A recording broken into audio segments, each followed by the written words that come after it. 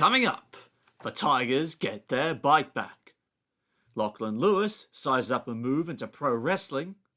And 13's the charm as Saints are crowned winners at Wembley.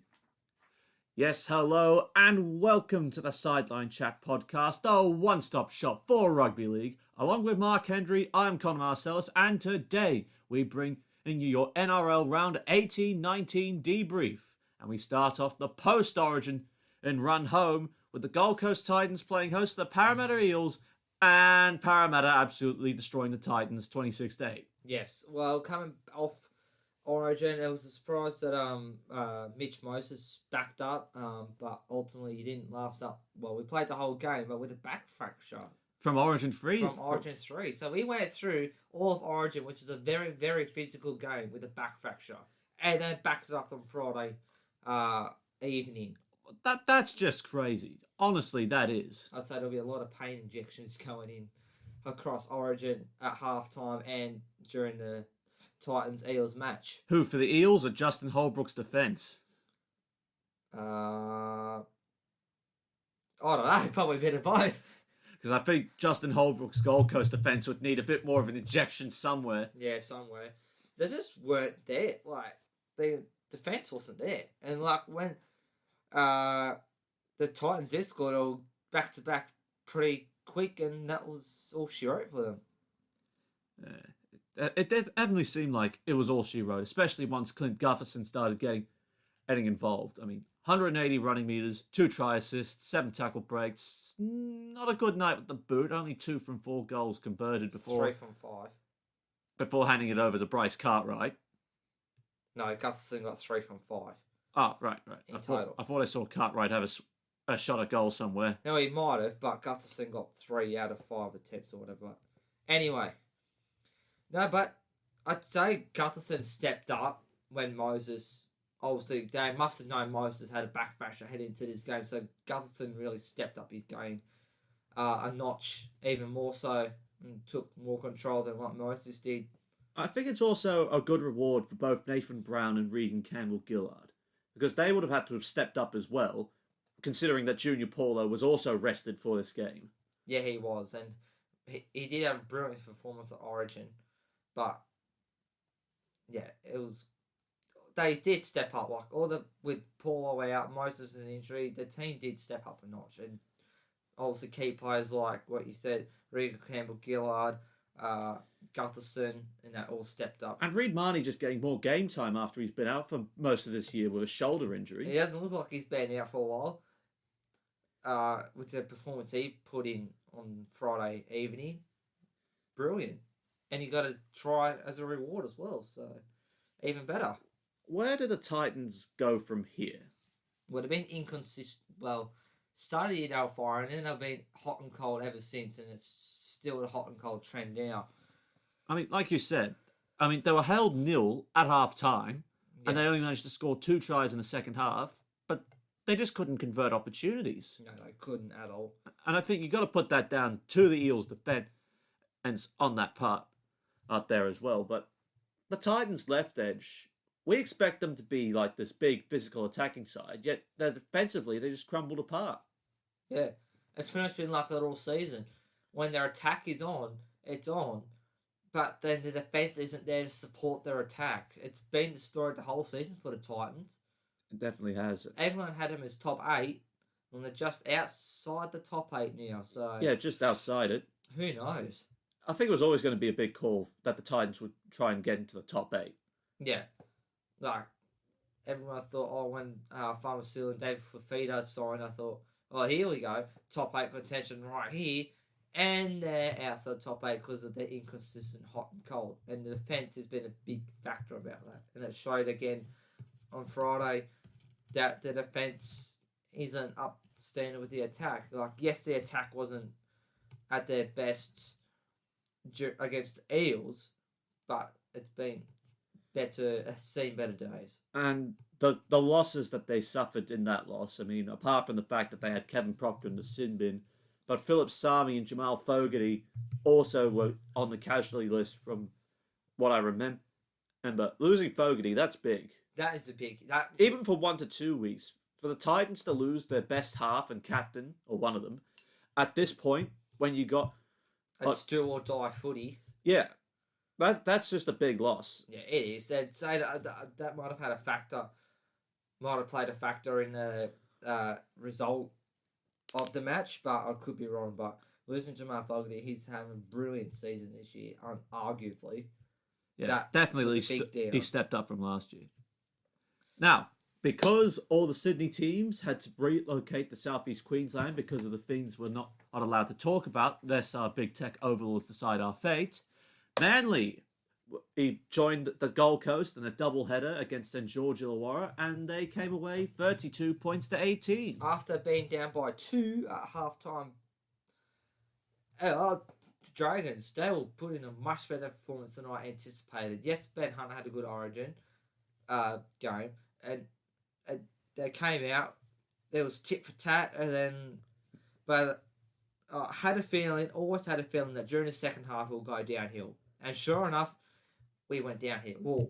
Manly stepped it up. The second row is for Manly. I think this will be a good second row with Jake Trbojevic moving forward. I mean, on one side, you've got Hamule Olakawatu, who has just transitioned from bench forward to like second row beast. He's having a brilliant season. I mean, that try he scored. How many Dragons players did he carry over again? Half a dozen by the looks of things.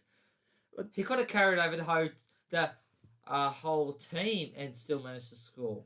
And then that offload for Morgan Harper as well.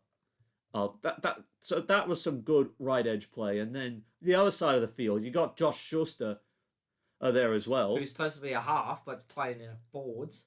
I think in second row 5'8", there's a lot of freedom and opportunity, just sort of like that Wade Graham model all the work with. And Schuster, I think even though they got Kieran Foran for next year, I think Schuster is practically viewed as a full-time second rower. He will be. And he's got, like you said, he's a second rower 5'8", so he'll have that. It's kind of like the extra half out in the field if required. Yeah, I just felt like Manly in the second half were a class above the Dragons. And I mean, they were missing players because of barbecue gate from their weekend at Vorney's, so... No, by far, Manly had the better second half, and both teams were, like I said, tit for tat for the first half. It was very, very close first half. It was very unpredictable of who was going to come out in top heading to the second half. And as soon as Manly scored that first row, we were like, right, that's it. Manly are going to go on and put on another absolute destroying scoreline. It wasn't that much of a destroying scoreline, but... It was flattering. Yeah. And it just didn't look good whatsoever. No. The only thing that was good for the Dragons in the second half was Gerard Beale's try. That was pretty much all she wrote in the second half for the Saints. Yeah, and it would have been a big effort for Ben Hunt and Tarek Sims to both back up after having, 48 hours after Origin 3. Well, yeah. Especially more so. Like, Tarek Sims had a great game in Origin, but Ben Hunt he had a blinder of an Origin game. So it would have been very tough for him to back up. But they backed up because I think they decided to. And if they didn't... because of weekend at Vorney's, they practically had no choice. Well, even if they didn't back up, the Dragons would have been probably didn't score 18 points. I would have been lucky to get 6 if Hunt and Sims didn't play, but they did. Yeah, that's the case. Ace. But with the Dragons, I mean... Some of the tries they ended up did scoring. Of course, there was Jared Beale's try. And Josh Maguire's attack from close range, that was... How would you define that try, to be honest? What we see is just the front row hitting the good line off the dummy half after beating the smaller man just to get to the line. Where you look at Manly's tries, they had a bit more shape about them. I mean, you had Olakawatu, like I said, try... This absolute gun, 120 running meters, that one try assist, and 5 tackle breaks. Yeah. And it's really saying to Curtis Sirenen, you're not going to start again if and when you come back. I'm the starting second rower now. And then you got Josh Schuster on the other side. Whether it's inside balls to Kieran Foran and pulling the outside defense apart, or standing the fullback up on a 2-on-1, or even if you had Brad Park, I could get over for the final try. I just was it off a foreign kick or was it off a foreign pass? I'm just trying. The foreign wasn't involved. I think it was more of a foreign pass. Yeah, but the Dragons' right edge just couldn't handle crumbled what Manly were throwing at them in the second half. Yeah, like I mean, the Dragons weren't on full strength. Neither were Manly, mind you, but Manly were the better side and more full strength than what the Saints were. And then Tyrell Sloan, yet again, he's shown what he can do at fullback. Yes, he definitely could. Rams will have definitely a big fight on his hands for 2022. Yes, considering that Matt Duffy's vacancy opens up opportunities. Because they're saying that Ramsey's going to be fullback, but Tyrell Sloan would give a big run for Ramsey's money. Now, Bundaberg Run Super Saturday, we have the Sydney Roosters getting up over the North Queensland Cowboys, 34-18. Another game that could have gone either way at halftime. Yes, the Cowboys were down at halftime. But like the Dragons, they couldn't go on with it. Because if you look at it, very, very similar scoreline. What's the bet after the Cowboys got their second try and when Taumalolo left was when the Roosters flexed their muscle? Yeah. Yeah. Hey, what's Todd Payton doing? Talamano's out in the field, they go brilliant, and then when he's off, they just crumble and go shithouse. At the same time, the Roosters also were good enough to break through North Queensland defence. I mean, early, the Cowboys had the running. Yeah. But once the momentum of the game swung back in favour of the Roosters, they just took shot.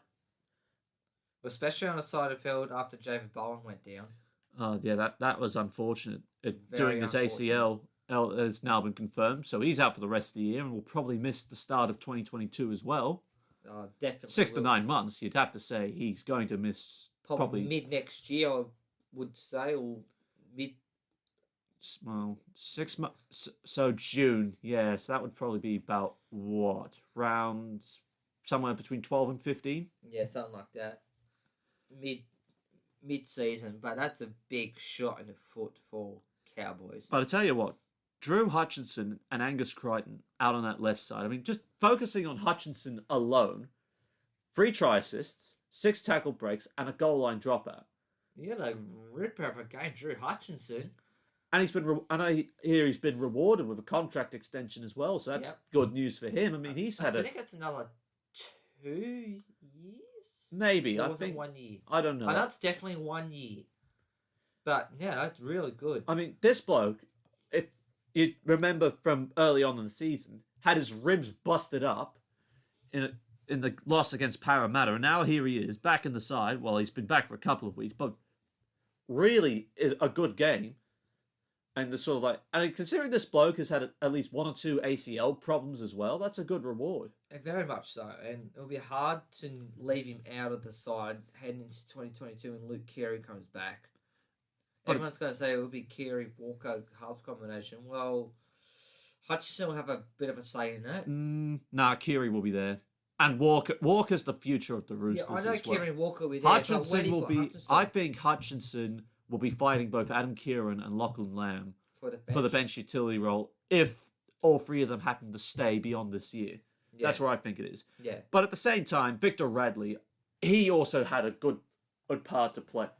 Hey, we talk about Radley as that link man between the halves that makes their attack look so slick. And again, just he found space in the middle of the field. Now, you could have thought he would have gone all the way trying to beat the hammer. Yes. Now, that would have been ludicrous if he tried to beat the hammer. Yeah, well, it's going to be hard to beat the hammer. But that quick play the ball, that allowed Sam Walker just to take full advantage of it. Yeah. Now, I know he didn't have a good day with the boot, but not everyone has a good day with the boot. No, everyone had, even the best goal kicks, like even Cameron Smith and Jonathan Thurston, Darren Lockyer, had their off days. Yeah, I think that might be a bit of a stretch saying Cameron Smith has an off day with the boot. Well, very rarely he did, but he would have had 1 or 2 in his career. But Sam Walker's career is only young, so... Yeah, just the Cowboys' heads went down when the Roosters really put the foot down. When they put the foot down, they, like you said, put their heads down. They just don't need to do that. They need to... Yeah. If the Roosters put the foot down, they need to try and swing the momentum back into your favour to try and claw back the points that they've conceded. But 19 minutes to go, scores are practically locked up at 18 all, right? Yeah. After Reece Robson's try. That since then, 3 tries and it's all over. Unbelievable. But that's what the Cowboys have been like. They start off very, very well in the game. Like the first half's been pretty good, and the second half just go downhill on the wayside, like what the Raiders did for that period of time. And now it's hit the Cowboys. It definitely Whether has. or not the momentum will change to have a more consistent 80-minute performance, we'll have to wait and see. But this will happen faster than when they play finals footy, which isn't too far away. No, it is not. Speaking of finals footy and contenders, the Canberra Raiders and the Cronulla Sharks backing up after their good, strong win against Manly. They come out 34-18 winners, so a repeat of the earlier scoreline. Except that the so-called home team, being the Raiders, won, not the away team. But locked up again, unpredictable at half time. Third game in a row was unpredictable at half time. This time it was 12 apiece. What is it? But yeah, no, it was a good performance by the Canberra. Being home away from home for God knows how long. I'd say the rest of the season, but no, it was good. And Jared Croker had a magnificent night off the boot. He only missed one conversion all day. It was definitely tit for tat in the first half, considering that there was an 8-point try awarded in the first half. Wait, that's the first of this season, I believe. Well, yeah, I think it's very rare for 2021 that an 8-point try is awarded. And just like we heard that, I mean, we saw Jordan Rapana score. I mean, and we look back on the replays, he didn't even flinch. No. When he got clobbered high, and then it's just like the referee calls time. And it's like, hey, hang on, it's a try. Why are you looking? It's just like looking for a potential 8-point try, and it's just like you hear if we've had a few penalty tries throughout the season. But this is the first 8-point try all season, I believe, which is very, very rare. And we got it, and even round 18 into the 18 weeks into the season, and we got a penalty 8-point try. That's remarkable. Yeah, but the Sharks, they really challenged the Raiders for the rest of that first half, considering that all they had to do was score twice, and then the 8-point try meant nothing. Yeah, I say once the 8-point try went to the Raiders, that's when the Sharks might have got it out of the Sharks' hands. Yeah. I could be wrong. But Canberra stood tall in the second half. Just from word go, Jack White just takes the line on himself. Backing up from Origin. Oh, and that's the end of it. The Sharks can't throw anything at them after Mulatalo's try, and after that, just young Xavier Savage getting in some good practice on that at fullback really, and then Semi Valame, everyone's favourite Green Machine Fijian. Yeah, well, Xavier's Savage. Yeah. Yeah, we'll get more onto that when we talk round 19 predictions, but he's feeling brilliantly at fullback, and that's a good confidence booster for the Canberra Raiders. Now that they're only equal points with the Sharks, or just still a win outside the top 8? I think they're only just a win away, so they could come back on. They're not done yet, but they still have anyone from 7th down to 14th are still potential top 8s. Yeah, thanks. Anyway. But it's true, though. Speaking of potential or top 8 candidates, it probably won't be the Newcastle Knights after they got cleaned up by the Melbourne Storm 48-4. Yeah, no, you can say, well, whether the Knights are in the ladder, put a red line through them right now. I mean, they almost conceded 50, so then you could have practically put a red line through them. Yeah. The only good thing for the Knights was Dominic Young scoring. Bad things was Ponga out. No Mitchell Pearce. No, Mitchell Pearce who got ruled out because of a hamstring. David Clemens unsettled. Yeah. They did have Tyson Frizzell back, but he didn't do anything positive. Like he hasn't done all season. Coming from the ex-St. George player. Oh, and from the ex-St. George... Well, the St. George Illawarra fan, I should say. But yeah, 48... and what was it, 30-0 at half-time? 30-0. They only got 18 points in the second half. Justin Olam had a field day in the first half, and then just...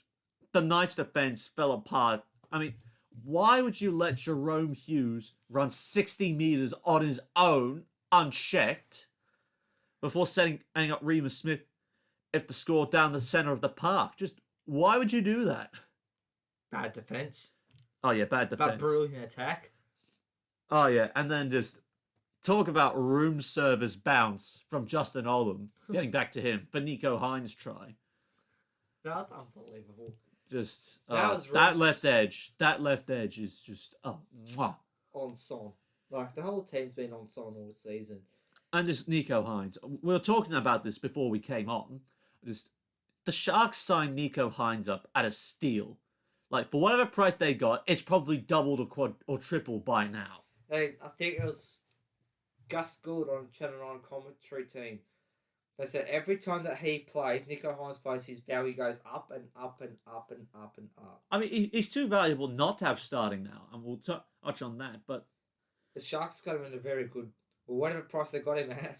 It's a bargain. They now see it as a bargain, and it's like, damn, we made a good investment. The Storm will be absolutely spewing that they've got couldn't keep. Just like that offer that they couldn't refuse is just backfired on them. Yeah. Yeah. But it goes to show he's a good goal kicker, 8 from 8. Well, not just the 8 from 8. The one try he did score, the 2 tries he set up, and the 4 tackle breaks with the 226 running meters to go with it. Yeah. He's without Pappenhausen being there, he's really stepped up and has really shown what he is capable of doing. He definitely has. And just the Melbourne game plan are just... First it was the wrestle, but then 6 again happened, and it's just like, just throw the ball around. 12 offloads to 5 against Newcastle, running for at least 2 kilometres, so they got up more of that running. 10 line breaks, and the 33 tackle breaks, as well as almost making half the length of the field per average set distance. Yeah, it's ridiculous how well they're going this season. And we're definitely there come grand final day, I believe. Well, I know I tipped South to win the premiership, but I did say the Melbourne Storm would be there, and I think Melbourne. There's a half chance Melbourne could still win this and go back to back like the Roosters did. Yeah, but who knows? Spanner can get thrown. Should works. A key player could get injured. I think the point was sort of made that for anyone else, whether it's the Roosters, the Rabbitohs, or the Eels to win the premiership, Melbourne would have to be knocked out early. And I think that applies to Penrith as well. Those two would have to be knocked out early, or a massive upset would have to happen from those in the wider top 6. More so Melbourne, because they've been in finals footy. They have not missed a fight. Pretty much every single year. 10 years. They have not missed the finals for 10 years, ever since it's the salary cap scandal. They've always been there. So 1 year outside the top 4, but every other year been in the grand finals, a runner-up, or they've taken out the premiership. Yeah. So Melbourne, they'll need to if anyone has a chance of winning the premiership, they have to get knocked out Melbourne week 1. And it's going to be a big ask. Yeah. It honestly will be. I know, like you said with Penrith, they've had finals experience, but it's still very, with the current squad, they're still very new to finals footy in that. Unlike Melbourne, who are very experienced in that field. So, well, good segue for Penrith, because now we'll move on to them. Yes. 30-16 winners over the New Zealand Warriors, and it's just typical Penrith fashion. What a better way to start with a charge down try. Yeah, in the first minute of the match. And then the Warriors fought back and were only 6 points down at the break, but then only one player left on the bench. Honestly, you gotta feel sorry for the New Zealand, for the Warriors. Went down. Tohu Harris tore his ACL, so he's not going to be there for the start of the 2022 season either. I think he was a head knock. Oh, that just absolutely, it looked sickening. It's just like, they said it was lights out before he even hit the ground. Just got his head in the wrong place, and it was just like... Yeah.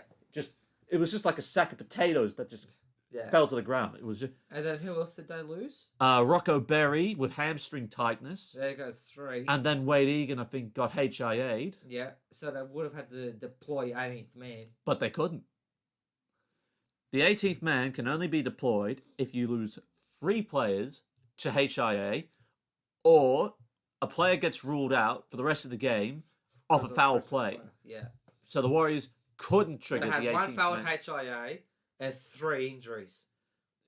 I reckon they might tweak that rule going into next season. They may not. I don't know. I don't know if they should. That's 3 big losses. Well, 4 big I losses. mean, you got to commend both Matt Lodge and Adam Fanua-Blake for. I think they practically played for the whole 80 minutes. Practically, yeah. But I just look, Penrith. They took advantage of the situation despite the 6-point difference at halftime. We always knew, like, when the Warriors had, like, no one on the bench, we all knew that Penrith were going to go foot down at the right time. It was just a matter of when, not if.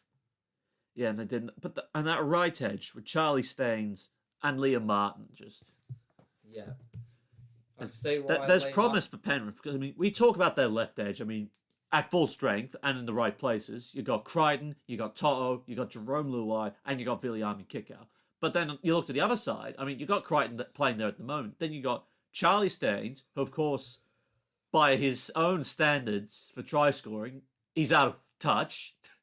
Yeah. I mean, what do you say to a bloke that has scored more tries than games he's played in? Just tell him he's out of touch. Just like my try scoring rate's practically at 1, if not 2 a game. Yeah. How can you tell me I'm out his of debut game. 4 tries in just 1 game, and then 2 tries by 6? Yeah. I mean, it's just a joke. It's a good joke to have, and I think Liam Martin is doing very well to try and be that second row starting berth on the right edge for next year when Kurt Capewell departs for the Broncos. Yeah. And playing Origin footy this year really helped his cause in that. And he's shown again why he did play Origin football for New South Wales. But overall, Penrith are just too good. They just are, and they're still keeping touch with the Melbourne Storm, who I mean, they are benchmark. Yeah. Melbourne Storm, even though Penrith have been going well this season, Melbourne Storm are still the benchmark, regardless. I mean, they are. They honestly are. And then from Stephen Crichton had a 2-point field goal attempt, which missed. I mean, you might as well take the stab. You might as well take it, and if you miss, you miss. You get it. Well, good on him. Yeah. I think the only person who's still got a 2-point field goal this Adam season Reynolds. is Adam Reynolds. No one else is. They've had attempts. Oh no, 2 2-point field goals to Adam Reynolds. He's the only one that's got the 2 2-point field goals this season. Yeah, but it has played. Yeah, I mean, again, you got to feel sorry for the Warriors that they just got that they were under trying circumstances and they had the best offensive side in the league going up against them. But they showed heart. Well, when Reece Walsh scored their last try for him, that would have been a good, very good breather for him. And it would have been like a reward for all the effort that they put in throughout the match with no men on the bench. That would have been a massive reward for them. Yeah, definitely. Now, the West Tigers, as we mentioned, they got their bite back, downing the Broncos 42-24 in a high-scoring encounter at Suncorp Stadium. It very much so. The whole game was one try to one team, then to the other, and backwards and forwards all match until Adam Dewey. Honestly, Adam Dewey stepped up, and that was all she wrote. And the Broncos just couldn't handle it. Once Tommy Talau scored his second try in the 61st minute, that was like, see you later. Just like a half-hour blitz from the West Tigers is from 26-24 or close to it. Tigers just put the foot down, and I think Michael Maguire would have been absolutely thrilled about that. Yes, and then debutant Junior Pauga, oh yeah, they get a try and debut, unbelievable. But Adam Dewey, I mean, this bloke he's a lock for the Tigers. He is someone you should be building this side around. 146 running meters, 5 try assists, 2 tackle breaks, and 5 from 8 goals converted. Yeah. I'd say it's going to be Dewey. And Jackson Hastings. Luke Brooks has got. But and you know what? Just still on the Tigers. Can you believe the absolute height of them? They're just like trade offer for the Canberra Raiders. We get Jack Whiten and Josh Hodgson. You receive Luke Brooks and Moses Mbai. Could you imagine being Don Ferner or Ricky Stewart or Peter Mulholland, the recruitment director? You sit there, you see this trade offer, and you're just like, you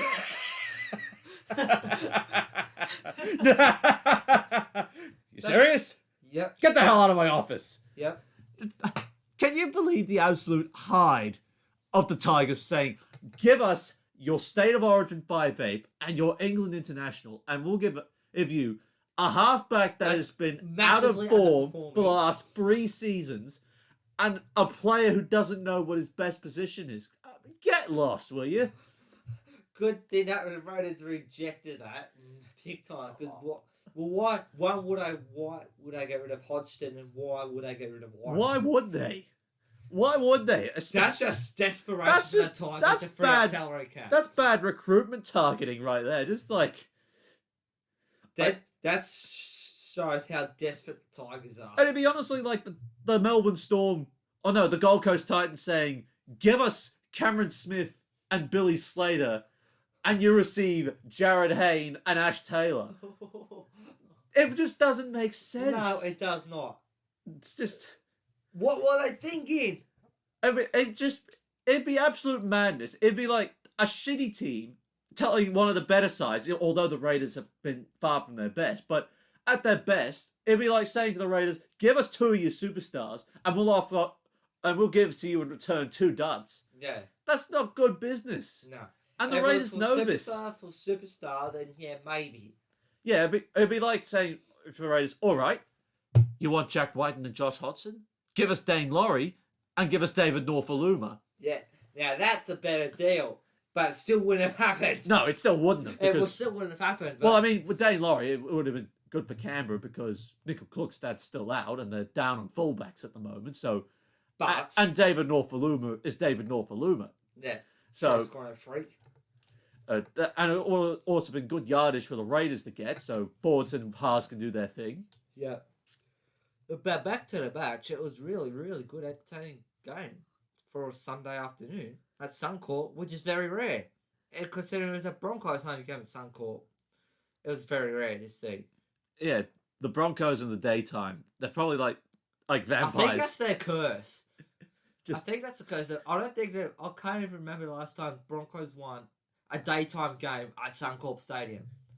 Every time they've been up there, it's either they play Thursday nights, they play the Friday nights, the early Saturday night, well, Saturday evening, I should say, that 5:30 slot, and then the Saturday night games.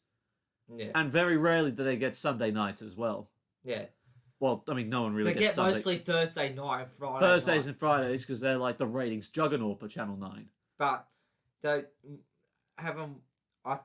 I think they have a higher win percentage on a Thursday night, Friday night than what they do throughout any other day of the week, whether it's daytime, nighttime, etc.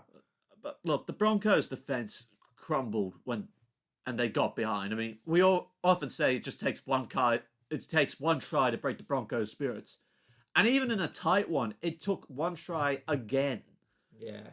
And Tommy Talia's second try, I think it's when it went. But the left edge just fell apart. I mean, they started off well with Corey Oates, who's been in and out of the side over the last couple of seasons and flirted with a move to the second row. But then the opening 5 minutes, I mean, and I know you can't base it on the first 5 minutes, but the try he scored reminded everyone that he is still one of the better wingers in the game. Oh, easy. Corey Oates is a name synonymous with tries, and he is with that left edge corner at Suncorp Stadium. And you just don't play Corey Oates' corner. Yeah, probably not. No, but almost. But Jordan Ricky scored, Tom Flegel scored, and then Katoni Staggs. Just his comeback has been brilliant. God, Katoni Staggs, yeah, just definitely worth it if you've got him in your Supercoach side. I mean, I know I do. I can't remember if I do, but anyway. But look, talk about him going to halves. I honestly thought the Broncos were very close to going back to back. It could have happened, but they just lacked that steel in defense. Like you said, if something goes against them, they go back. Even if they're 2 points down, if something goes against them, they just collapse. Yep, that's exactly what happened. I don't know because Tony Staggs going to the halves next year. That will probably be a good move, I reckon. Well, Staggs and Reynolds in the halves. Well, he'd be shifting Staggs from the right side to the left if he's playing at 5'8", so... It'd still be a good move, regardless. We'll see how that pans out. If it happens, too. And finally, from round 18, we've got the Rabbitohs downing the Bulldogs 32-24. The Dogs, yet again, almost caused another top 5. We'll say top 5 to be on the Top safe 5 side. upset after almost beating the Roosters last week, but just came up short. I'll tell you what, when Beyond the Odo came on, that's when the Bulldogs really clicked into gear. We lost Katoa, Beyond the Odo came on, and it was just like a bang. Well, Katoa got a 40-20, did he not? Yeah, he kicked a 40-20, so that was pretty good. That really got him going. And then Beyond the Odo, he's had it. Since his debut, he's been pretty good. He is very good from dummy half. And that just sort of sparked us. First with the Aaron show-up try, and then we shifted over right for Corey Allen to score against his former club for the first time. True. Considering the last time we met, it didn't really go to plan for him or Canterbury. No. Hey, like I said, whenever they's back for the Good Friday match, Rabbits Bulldogs, regardless of their own, I always put on a show. It didn't happen on Good Friday, but it definitely happened this time. And as we alluded to at the start of this, with Canterbury going into the break at half time, just like, what the hell was that 5 minutes after? Enter Lachlan Lewis with just WWE. What was he thinking? Honestly, Andrew Voss, and I think he's right in saying that this was the craziest moment in rugby league, probably all time. Probably the craziest. He says, you think you've seen... he says, I think I've seen it all. I mean, totally not ripping off Warren Smith for saying, you can take me now, I've seen it all. Yeah. He's like, I think I've seen it all rugby league, but then something else happens, and that's something else that happened. Oh, God. I was just like... I didn't even know that happened. Like, halftime, it's like, all right, I'm just going to step out for a sec. I can't remember what I was doing. But then I stepped back in, so I hear Vossi going off like a mad... like a chook with no head. And it's like, what the hell? Yeah, then I see that, I was like, what the hell was going on? Yeah, so sin bin at halftime for Lachlan. Jesus. Missed the first 10 minutes. But could you imagine being Trent Barrett? Just like, he's probably, like me, he looked away. He was on his way down to the sheds to give if his boys a good rap. And then he's going to be told, like, look, Trent, Lachlan's actually been sin binned for contrary conduct. He's like, get me out of here! Are you shitting me? Yeah. Are you absolutely shitting me? I would have hated to be the person to tell Trent Barrett that. I mean, if it was Ricky Stewart, he would have thrown a chair at you. If it was Craig Bellamy, he would have punched through you like he punches through walls. If it was Des Hasler, it would have been a door. Oh, yeah, he would have ripped the door off. But it just... Oh. If it was Wayne Bennett, cool, calm, collected. Oh, wait, no, Wayne... When the cameras aren't looking, Wayne would have absolutely given you a serve. Just like this blunt serve. Just like... Yeah. You're a bloody wanker. Yeah. I want you to make it up to your teammates when you can. Yeah. But look, that really turned the game on its head. And it was still competitive. I mean, 24 all, you'd be mistaken for thinking the Dogs were in with a chance. They were. Especially after Beyond the Odo's try, off the restart, from when Cam Murray scored. But, the Dogs were within the just not enough. They wasn't were there, enough. but not enough. But it's signs of improvement, and with the potential, we've had to all wait for the confirmation of Pangai Jr. Pangai Jr. Mate, they are shaping up next year.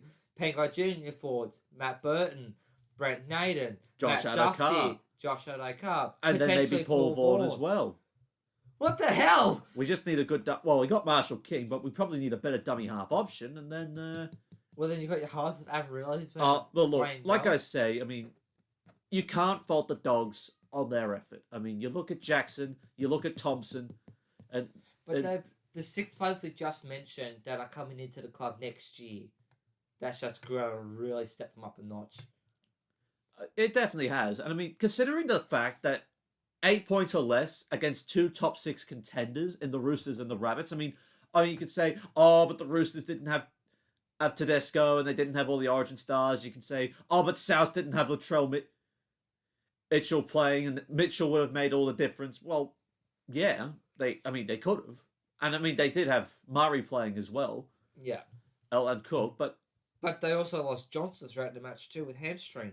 But look, we busted our guts to put ourselves in that position. And we actually troubled them.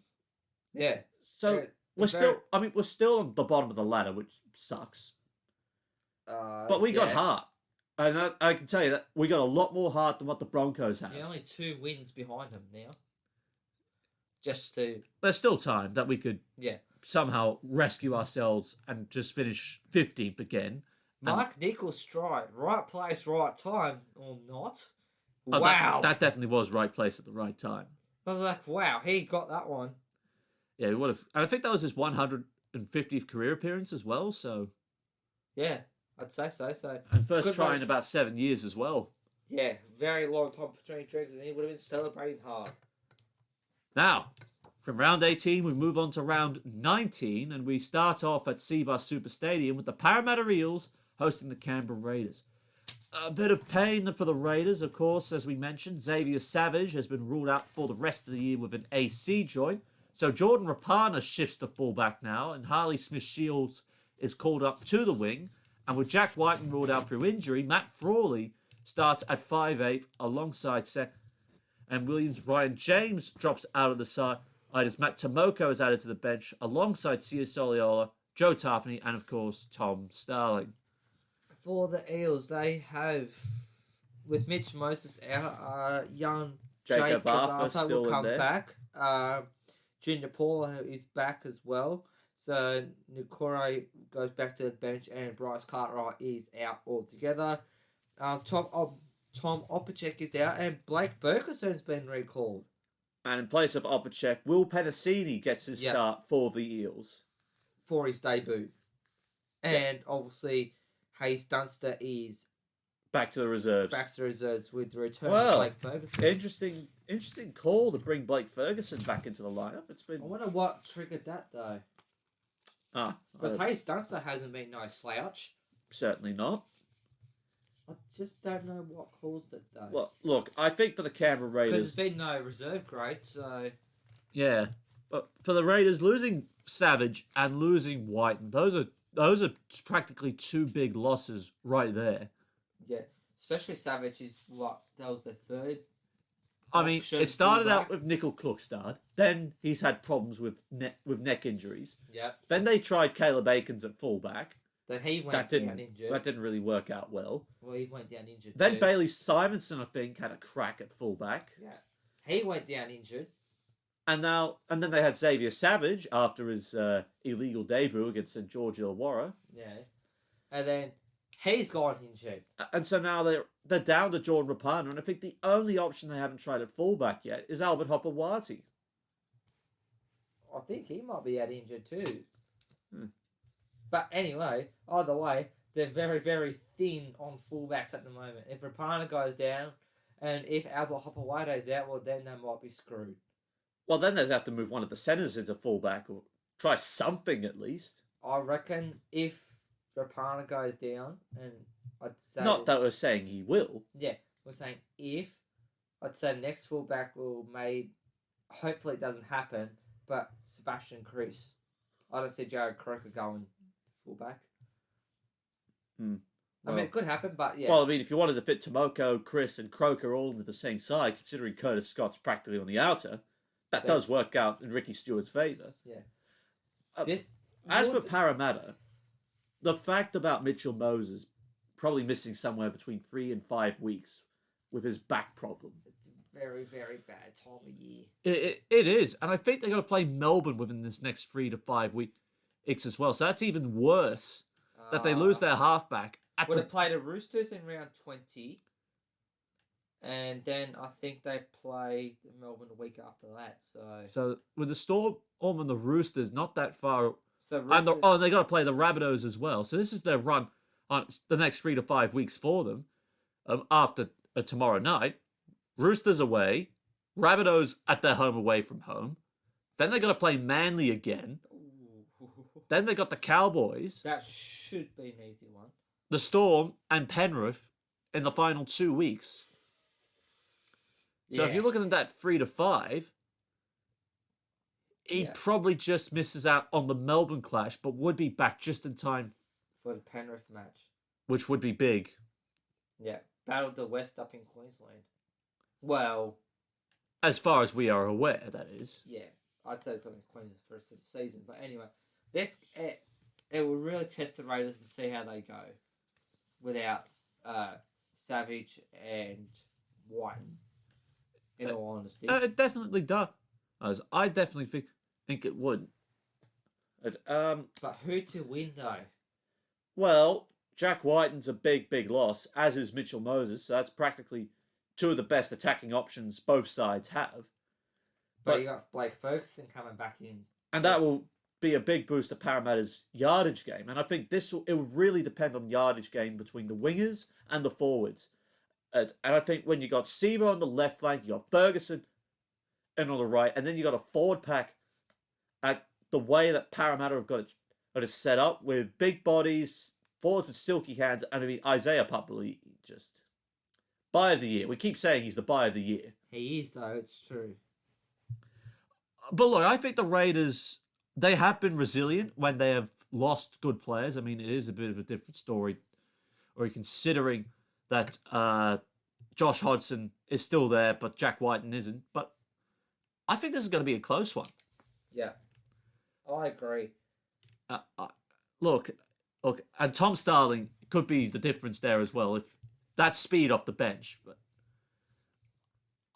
I'm just looking at this and I'm thinking, with the organisation of the Haas, I think you still got Dylan Brown there, and I think he's a much better player than Sam Williams is. So I got to go the Eels 1-12 here. I think this will go down to the wire. Yeah. But I think Parramatta, at his organisation and overall squad quality at this point in time, is just better than the Raiders. So Tom Starling could be a threat coming off the bench in the game, like he has shown that he's a threat coming off the bench.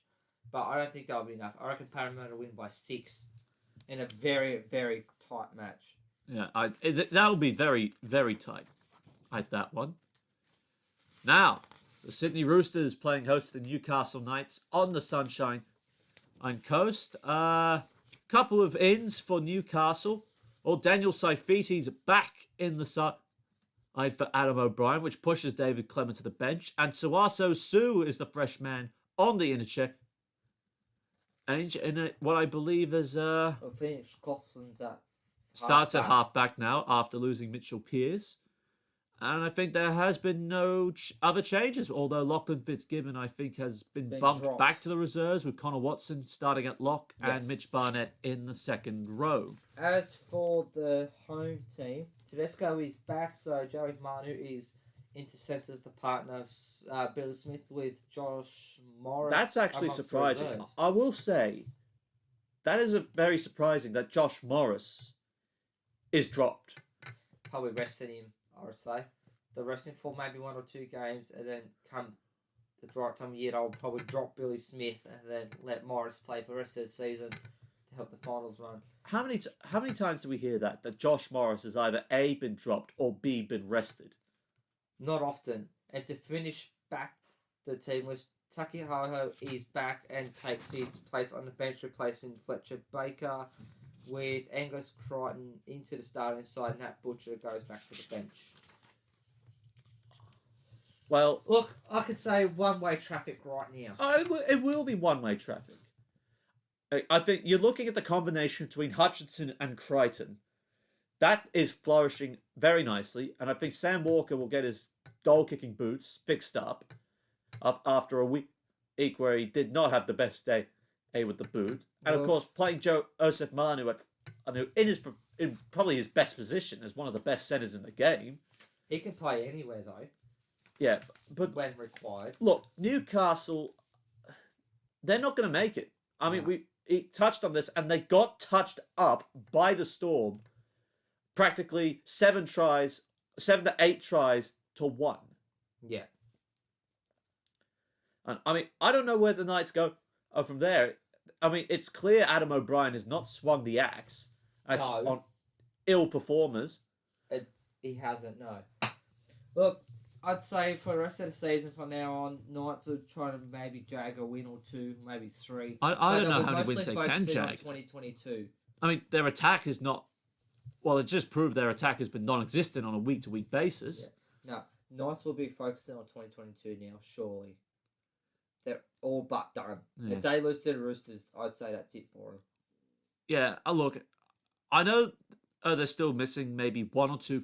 Well, no, actually, this is probably this full strength of the Roosters you're going to get. Yeah. Yeah, that's right. We keep talking about without Josh Morris. Well, if you put Josh Morris in there, then it's full strength. That's possible. Yeah, it's full strength as you can get, considering the year the Roosters have had. Yeah. But this is going to be a 13-plus walkover for them. The Knights are nearly full strength as well. They haven't got Pearce and they still haven't got Bradman Best. But other than that, they're nearly full strength too. But Roosters are full strength as possible. Roosters 13-plus by 44. It's going to be a blowout score. And this will be big for the Roosters because they got Manly right on their tail. And another big win could really do wonders to keep Manly in 6. Yeah. Believe it or not. Now, Friday night action sees the Cowboys hosting the Melbourne Storm up in Townsville. Oh, a couple of key decisions. Trent Reynolds and Craig Bellamy has taken. Cameron Munster, Dale Finucane, Felice Kafusi, and George Jennings have all been rested either through injury or HIA. So Dean Iramia comes onto the wing in place of Jennings. Cooper Johns starts at 5'8", with Chris Lewis and Tui Kamakamefa elevated into the second row and locked forward respectively. And Ryan Pappenhausen joins Nelson Asofa Solomon on the bench in a big boost. It very much so. For the Cowboys, as you know, Javid Bowen is done his ACL and MCL, so double blow. So his spot's been taken up by Murray Talagi, who goes on to win, with Caden Bradley coming in to win to make his NRL debut. Heelan Lukey is back, so he is on the bench at the expense of Peter Holler in the only changes for the Cowboys. We can already tell what the result's going to be. I mean, this is going to be... Well, with Ryan Pappenhausen coming Todd back... Payton might as well be on his hands and knees praying that they don't concede 50 now. Well, depending if the Chiefs puts rocks in Todd Payton's bag, well, then that might be a bit of a story. If you didn't catch provided the Cheese can survive the next 2 days without trying to anger Craig Bellamy. Yeah, true. Yes. But, it's going off slightly off topic, but if the Chiefs can do that, it's good culture at the club. They're like a family. They can get along well. They can pull pranks on the coach like that. It's good that they could do that. But still no Val Holmes. David Bowen's gone. Yeah. Hang on. Oh, no. Oh, this is not... Oh, this has gone horribly wrong. We'll be back with you in a moment. Well, sorry about that. We just had a bit of an intruder enter the studio at the moment. We think it might have been sent by the Cheese. We can't necessarily verify that, so we'll come back to you with more information if we can confirm that this intruder was an agent of the one Brandon the Cheese Smith. So, what were we talking about again? Just can we refresh while we had this intruder try and jump in through our studio that we totally did not lock up properly before we started? I just say the Cowboys have got no Val Holmes and David Bowen's gone for the season, and like Storm, they've got the luxury of resting like Munster, Kafusi, and the like. So, and you think it's gonna be like one-way traffic. So, it definitely will be, and I think the Cowboys' right edge will bear the brunt of the blow once again. I mean, even though they have no Munster, they still got Justin Olam and Josh Adokar, and that's just enough to really scare Todd Payton on his own. Well, even Nico Hyde's been a fullback. That would definitely compensate the playmaking gap with no Munster. Yeah. But where do you see Pappenhausen slotting in and when? Oh, I think Craig Bellamy will strategically use him and swap him out with Kamakamefa. If the Cowboys somehow get on top, and they'll probably get on top early on, if they're looking for a bit of speed around the Storm, he would probably go on half-hour mark and just play lock. Just back a very up. small-sized lock. Oh, look, Cam Murray's and Victor Radley aren't the biggest locks but they're bigger than Pappenhausen. Oh, yeah, they're bigger than Pappenhausen. Nothing sure. But how long did you say he was going to be on the field for? Probably maybe get half an hour match time. Ease him back in. But the next week will be very much of a headache as well. It definitely will be, but this will be a Storm 13-plus win in as well. Yeah. By far, I say Melbourne Storm to win by 46. Another blowout score. Back-to-back games, blowout scores. No other way to see it, I believe. Now, on Saturday, still on the Sunshine Coast, we've got the Rabbitohs playing host to the New Zealand Warriors. Of course, the Warriors were forced into several changes, with losing Rocco Berry, Roger Tuivasa-Sheck, Tohu Harris, and Wade Egan. So with that, Cody Nikorima returns at fullback. At 5'8" for the Warriors alongside Chad Townsend. Adam Pompey is back in the centres with the loss of Rocco Berry. Jazz Tavanga is on at dummy half with Josh Curran starting at lock forward with Jack Murchie and Bailey Siren in the second row. Eli Katoa bumped back to the bench and Taniela Utukolo on the bench as well. I don't think Ben Murdoch-Marcel played last week, did he? No, I don't believe so. For the home team, Johnston, as we already mentioned, is out with a hamstring.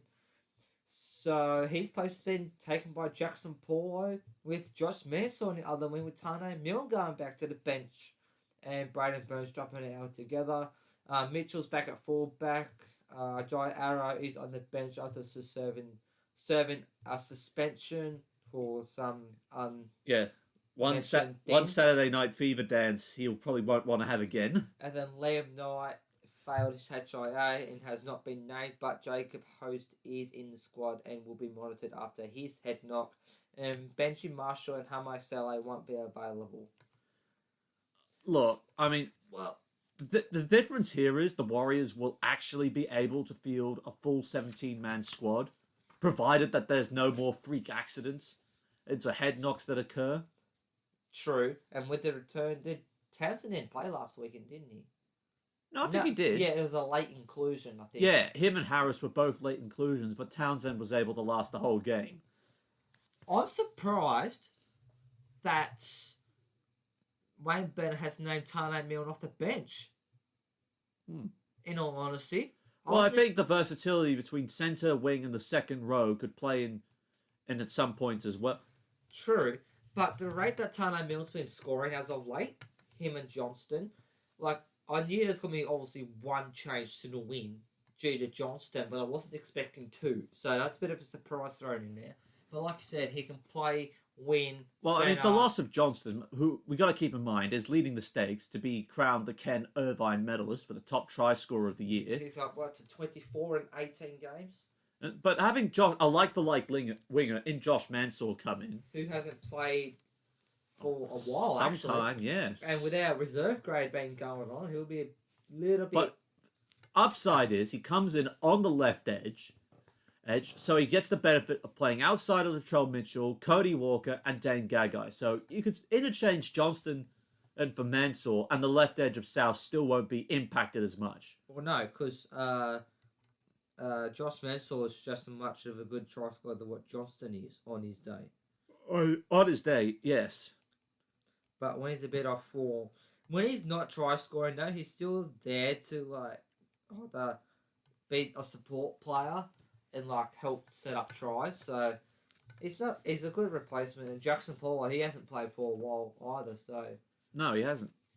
But they'll get the run. They'll live up to expectations, and Rabbitohs will be up there for sure. This is another Rabbitohs 13+ win. I think they were lucky that they survived Canterbury on last Sunday night, but I think against this Warriors side, the forward pack will be aggressive. But I think Cody Walker and Adam Reynolds are just a level above both Cody Nikorima and Chad Townsend. So I think... Oh, for sure.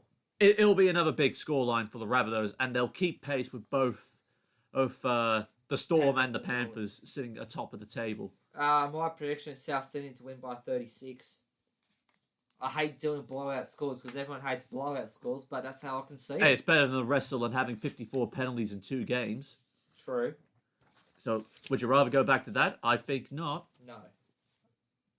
Now, Manly Sea Eagles, they play host to the West Tigers at Suncorp Stadium, and the Tigers have the luxury of running out with a literally unchanged lineup. Why mess with a winning formula? But that winning formula could come to an end with Tom Tavorovich and Daly Cherry Evans coming back, and Jake Tavorovich is finally back, so that is a massive inclusion. Not to mention Josh Alloy is also back after being ruled out since Anzac Day, really. Round 8, yeah. So Garrett goes back to the wing with Sully going back to the extended bench. Josh Schuster back to the second row. Carl Lawton dropping out with Jake Tavorovich back in as soon as Sean Keppie go to the interchange. And like I said, Josh Alloway has been named with Pasika and simply swap with the latter on the bench with Kurt DeLewis and Cade Cush dropping to the reserves. So what I mean by winning formula is going into if you can even pronounce formula correctly. Favour, not Tigers' favour. With a big inclusion is Jake Tavorovich. Oh, it does. It definitely aids Manly's attack because we've seen that swing play that Manly like to run. They get Jake Trbojevic running on an edge, and you can either have Cherry Evans to the outside, or you can get Tom Trbojevic back on the inside, and you can still cause trouble either way. Yeah. Like, I know Tom Tavorovich and Daly Cherry Evans are big inclusions as well, but we've seen him more constant than what we've seen with Jake Trbojevic. But he's a big in. He definitely is. And I think, look, the Tigers played well against, like, a shitty Broncos side. I mean, we keep using the word shitty because, that's what the Broncos are. They're just not the same powerhouse side they were maybe 15 years ago. If they were, then... Tigers would have been shut out, like, by 10 minutes. Well, it would have been even more impressive if the Broncos were actually in form or a powerhouse side. Yeah. But they're coming up against a Manly side that are full strength. that have come from we've been saying this all year. They've come from nowhere. Yeah, weren't they to be here. 0-4 at the start of the year? Yeah, 1-4 to start the year. Then the moment Tom Trbojevic came back, it was just like, holy shit, where has this side been all year? Pretty much. It's so true though, and they are well in contention for finals football now. Oh, they definitely are. Look, Schuster is definitely... I think they say he's still in contention for Rookie of the Year. I think so. Because he'd definitely be up there in those in contention for that award. Yes. But mainly, the Tigers will put up... I believe the Tigers will put up with the fight because if Dewey continues his momentum and confidence playing 5-8 from last week against the Broncos, will carry over. How many points they'll score, we'll have to wait and see. How many points will they concede will probably be a lot more than what they will score themselves. But how much will they let through? Well, I mean, it's all the pressure on Adam Dewey because we all know what Luke Brooks is, and we mentioned this when talking about the ludicrous thoughts about trying to get Jack Whiten and Josh Hodgson. Yeah. Coming up against probably one of the most, I wouldn't say consistent because, with Kieran Foran and Daly Cherry Evans, I mean, there are more consistent halves pairings out there, but you look at the artillery that Manly have got. I mean, first of all, you're going to have Jason Saab up against Ken Mamalo. That's going to be a battle right there between two very, very tall wingers. Yes. But Schuster will definitely have an edge over El Luce Leilua. True. Just the form that Manly been in compared to the Tigers is so much better. And Tom Trbojevic makes all the difference in this side. I mean, they have won without him, but with him, they are a dark horse. They're like running in third gear. And when he's there, it's top gear all the way. Pretty much. This is going to be, I think, Manly 13+. I'm hesitant to say it because I've already said the last three are going to be blowouts. But you're going to say another blowout scoreline. Not as bad. The Tigers will put up a fight, but I say Manly will win only by 32. It's not a big of a blowout score like what I've said previously, but I still say 32 is a reasonable margin. Fair enough. Now, the Penrith Panthers, they are up against the Brisbane Broncos for the final game. Just a couple of changes here and there. Corey Peggs is added to the interchange with Jesse Arthurs dropping back, and Xavier Coates has been added to the reserves once again for Kevin Walters. but it's unknown if he'll actually play or not, as Azarko still remains named on the wing at this point. Okay, changes for Penrith. Jerome Luai is back, so Matt Burton goes back to the centres with Brent Nadine going back to reserves, and Tyrone May is alongside him alongside Luai, so it's a Luai May combination. There was a game day swap last week with Coruscant on the bench and Mitch Kenny starting, which goes back to normal this week with Coruscant starting and Mitch Kenny onto the bench. And Fisher Harris did pull up sore, and he won't require scans along with kick out. So, other than that, not many changes at all. I got 2 words that I can honestly say, even though there's still no Nathan Cleary. 2 words. Penrith 13 plus. That's 3 words. It's 2. 13 plus is 2 separate words. Anyway, that's all I can say. Hey, really.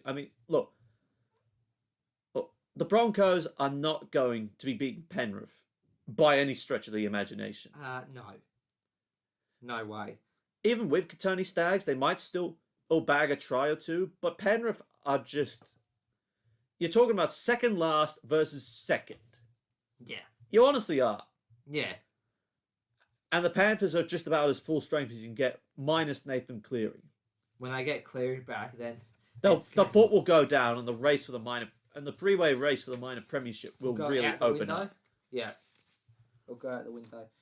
Blowout score time again. Penrith to win by 48. Which is really no surprise. No. That's the 4th blowout score I predict this week. That's bad. Now, for Sunday, we've got the St. George Illawarra Dragons hosting the Gold Coast Titans at Seabus Super Stadium, so the Titans like to get used to the away sheds on that one. Like the Dragons had to do at Cogra when we played the Sharks. Of course, no Jamal Fogarty or Philip Sami, as well as Aaron Clark has been ruled out as well. So Toby Sexton starts in the at halfback, I should say, for Justin Holbrook's side, while Greg Marju gets another crack on the wing, while in the forwards, Mitch Rain is named a dummy half, with, I believe, those are the only other changes, apart from Jaden Campbell and Isan Masters being named on the reserve. There's the bench, I believe, unchanged from the week before. Besides Fodawaker going back to the starting, with Jolliffe going back to the bench. For the Dragons, it's Corey Norman's turn to serve his 1-week suspension, so there's a bit of a shuffle there with Jaden Sullivan taking over the 5'8" 2 partner Ben Hunt. Matt Duffy, Phil Mayono and Cade Ellis are returning from their bans, but only Duffy has been named in the side. Starting side to start at fullback, which means Toro Sloan is going back to extend the bench with Phil Mayono on the bench. On the bench, yep. And Ellis is in the reserves. With Duffy out and with Duffy back and Norman out, Cody Ramsey and Gerard Beale moved from wing to centre, and Jack Bird goes from centre to second row, with Matt Fairguy returning from an injury for the first time since his debut in round 9, and Willie Ahmed drops out altogether. And more changes. Jack DeBellum goes front row to the bench, with Josh Kerr shifting from second row to take over at prop. And Josh McGuire starting at lock back forward. From the bench to lock, and Jackson Ford dropping out altogether. And Adam Clune is 14th man. 14th man, with Billy Burns 18th man. This is a must-win clash for the Dragons to keep their finals hopes alive. This could really be a close game here. I mean, we've been talking nothing but blowouts probably since Roosters and the Knights. Yeah, pretty much. But this game will be very, very close indeed. Although the Titans have not been playing well, St. George Illawarra are in a world of hurt. Oh, yeah. That's why we've only dropped 1 player this week in Corey Norman. Who's going to be the... Oh, no, sorry. I was going to say he's going to be goal kicker, but Jack Bird will be the goal kicker because he kicked last week. So yeah. He's got a better strike rate than what Corey Norman has, I think. But anyway. It'll come down to whoever plays first 20 minutes and the last 20 minutes the best, I reckon.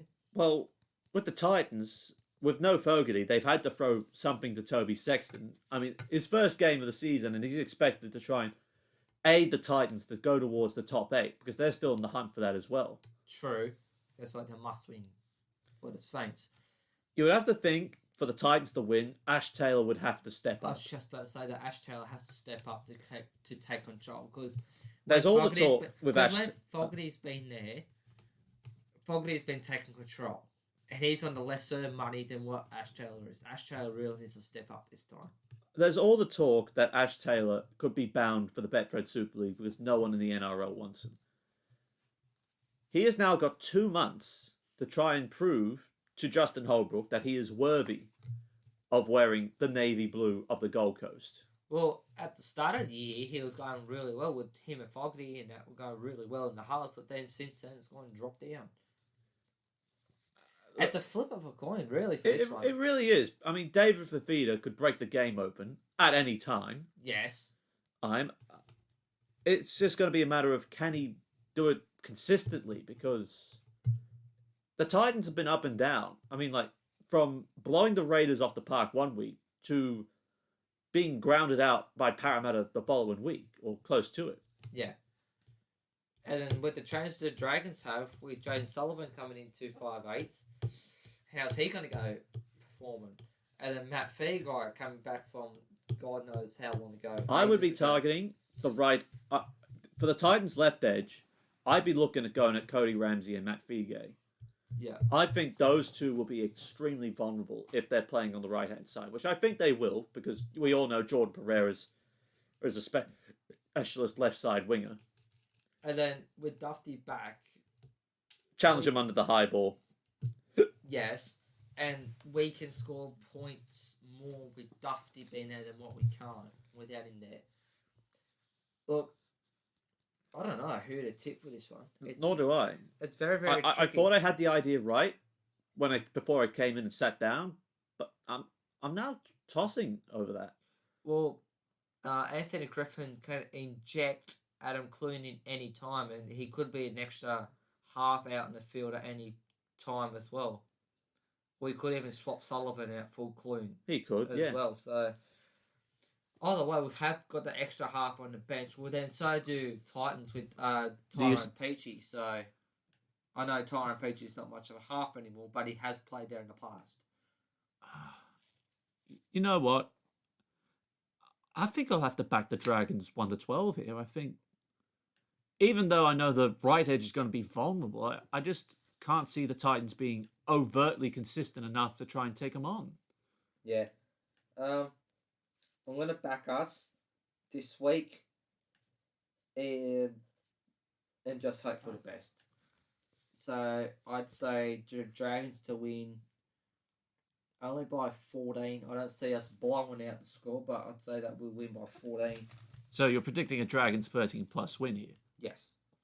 And finally, still on the Gold Coast, we've got the Canterbury Bulldogs hosting the Cronulla Sharks. Of course, Aiden Tolman has been suspended for a high shot after losing at the judiciary. So Toby Rudolph shifts from lock forward to the front row, and Jack Williams comes into the starting side, and Royce Hunt is added to the side for the first time in a long time. It has been a very long time. As for the Dogs, Marshall King is back from suspension, which forces Sione Katoa to the extended bench. C for guys, paramedic from the interchange to start in the front row with Luke Thompson switching the lock. Josh Jackson to the second row and Luke Dorey dropping to the reserves. Joe Stimpson is on the bench. Adam Elliott and Brad Dietz have both had their... Well, they've both are available after from the casualty ward, like they're available, if that makes sense. Have been discharged. Yeah, discharged. Oh, no, wait. Postponed. So they're not back yet. No. Sorry, I missed that last And week. it's Matt Dury. That's a typo. Oh, in there. What did I say? You said Luke. Oh, sorry. My bad. That's what you get aye. from reading off paper. You can tell the level of professionalism we're working with here. Hey, Connor's a more professional one than me. Look, with the Sharks, they have been known to cock up against sides beneath them on the ladder. The Broncos is a very clear example of this. Yes. But the rate that the Dogs have been playing as of recent weeks, they'll continue. Something will give and a win will come. Well, look at the trial. This goes way, way, way, way back to pre-season. How close were the Dogs and Sharks trial match? We don't even have to talk preseason. We have to just literally talk the last time we met, where we basically held the Sharks either 18-0 or 18-6 at one stage. And you went on to win that match too. Yes, we did. That was our first win of the season. And that was At Cogra. Cogra, yes. Yes. I mean, what concerns me the most, of course, is the Sharks' left edge. I mean, with sort of the artillery.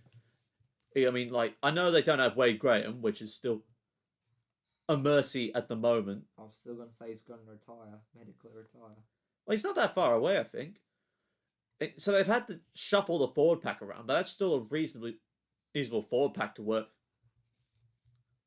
with. And of course, Mulatalo, Connor Tracy out on the left there, as they'll be ready to try and take on Hopewadi and Corey Allen. Yes. But I think there's a lot of grit around the Dogs. I think this dummy half combination we'll have with Marshall King and Beyond the Odo, I think that could work a bit more to our advantage, considering the Sharks are only got Blake Brayley and no other dummy half option viable. That is true, which is a bit of a risky factor. I mean, it's also a risk for us because we don't have any proper outside backs on the bench, and which is a very good Ricky Stewart tactic. Outside backs, yeah. We've got. But I think Jaden Ockenball will be a big play for us because I mean we got speed in Katoa and Mulatalo, but what we lack in that we compensate for big bodies to get us out of trouble. Yeah. But if the Dogs put a performance like they did against the Roosters and Rabbitohs, they'll be well in the fight. I think we well and truly are in this fight. I think the Sharks are still a little bit sketchy in places, especially after their last performance against the Canberra Raiders. I think the Bulldogs are going to get their third win of the season here. I think this will be a 1-12 victory here. I'm going to do the opposite. It's going to be tight, but I'd say the Sharks have the better pack and will win by 12. It's going to be tight. Oh, it definitely will be tight. But it's 1-12, but we disagree on how exactly that's going to work out. Yes. Like we always do. All right. Well, that is your NRL round 18-19 debrief for this week. Don't go anywhere.